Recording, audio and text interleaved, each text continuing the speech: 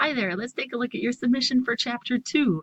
So what you wanted to know about was creating the correct grand total in row 27. On the screen, you can see that I have your submission to Blackboard for Chapter 2 as it was submitted. So if I look at B27, it's only summarizing B26.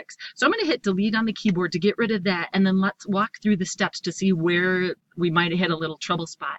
So typically what a student will do for this step for creating a sum in B27 is from the Home tab, selecting the Auto Sum command on the right-hand side. So I'm going to click that button, and Excel does a pretty good job, but it doesn't quite get it right. So when we use Auto Sum, what Excel wants to do is it wants to sum up any adjacent cells above or to the left.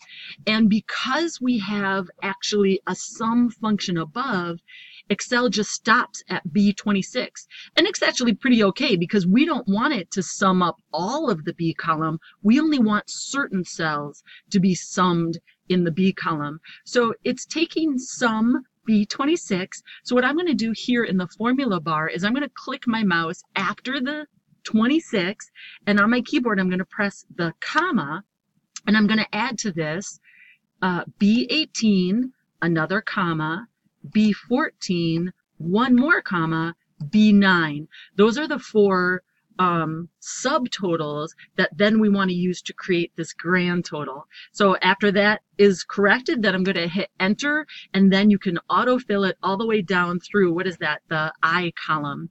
If you have any questions at all, feel free to email me.